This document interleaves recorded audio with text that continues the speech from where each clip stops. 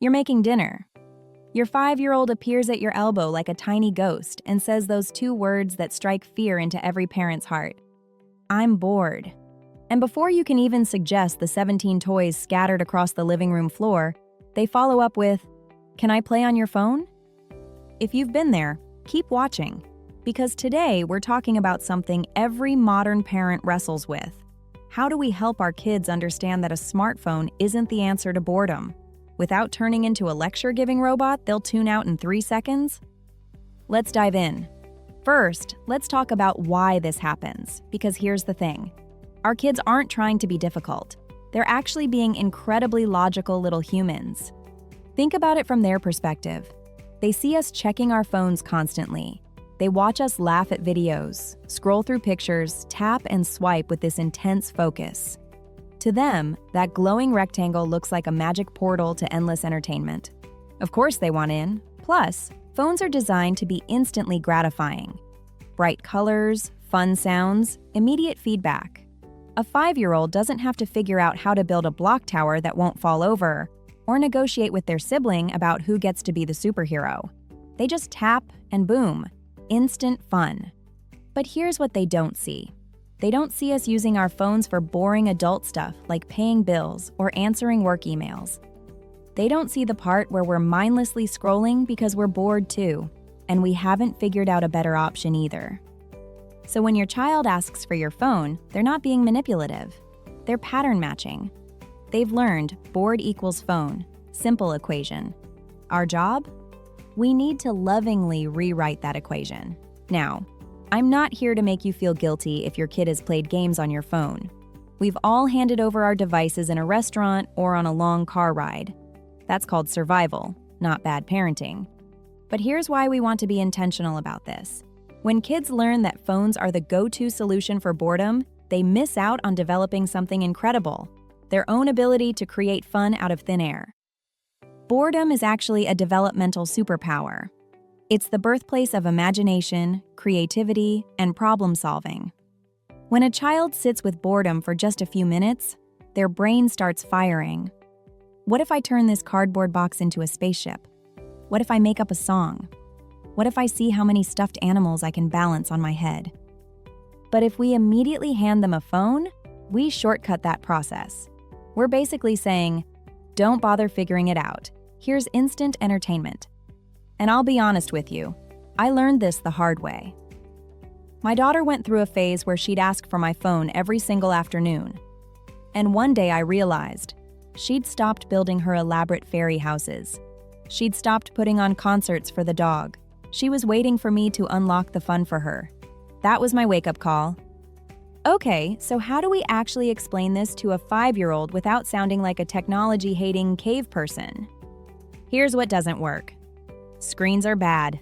Go play. That's too abstract. And frankly, they're watching you scroll Instagram so it doesn't compute. Instead, try this approach. Step 1. Validate their feeling. I know you feel bored right now. Boredom is a yucky feeling, isn't it? Kids need to know their feelings make sense. Start there. Step 2. Reframe the phone. You know what? Phones are really good at some things, like when grandma calls or when we need to find out how tall a giraffe is. But phones aren't very good at helping us learn how to have fun when we're bored. Phones do the fun for us. Your brain is much better at making fun than any phone.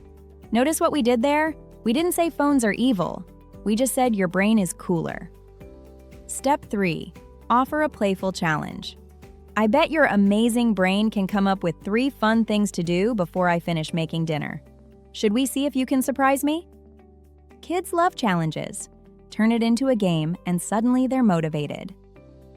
Step 4. Have a few boredom busters ready.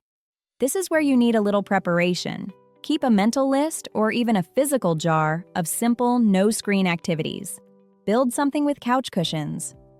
Make up a silly dance. Draw a picture of the weirdest animal you can imagine. Have a stuffed animal parade. Help me cook by stirring something. The key is variety and silliness. Kids at this age love absurd ideas. Here's a pro move. Occasionally, you model non-phone fun.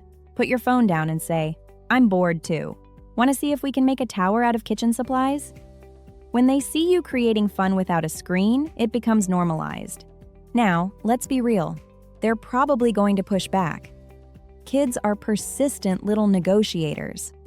They might say, "But phones are more fun." Your response? You know what?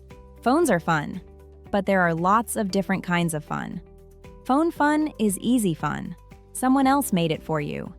But there's also proud fun, the kind where you make something and you feel really proud of yourself after. Like when you built that block tower yesterday. Remember how excited you were? Connect it to their wins. Remind them of moments when they created something and felt that rush of accomplishment. If they keep pushing, you can set a boundary with love. I know you really want to play on my phone right now. We're not doing that today, but tomorrow after lunch, we can have phone time together for 15 minutes. For now, I believe in your brain's ability to figure out something fun. Boundaries plus belief equals magic combination. And yes, they might whine. They might slump on the floor dramatically. That's okay. Sit with them for a moment, acknowledge the disappointment, and then gently redirect. Sometimes we need to let them feel the boredom before they break through to creativity. Here's what I want you to take away from this. You're not just teaching your child about smartphones. You're teaching them that they have the power to create their own joy, that they don't need to outsource their entertainment, that their imagination is a gift, and boredom is just the wrapping paper they need to tear through to find it.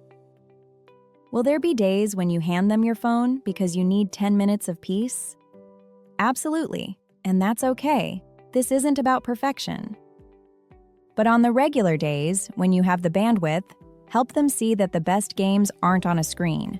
They're in their minds, in their hands, in the cardboard box in the garage waiting to become a rocket ship. So the next time you hear "I'm bored," take a breath, smile, and say, "That's awesome. Your brain is about to come up with something really cool." And then watch what happens. Before you go, I'd love to hear from you. What's the most creative thing your kid has done when they were bored? Drop it in the comments. Let's celebrate those wins together. Thanks for being here. You're doing an amazing job. I'll see you in the next video. Video timestamps.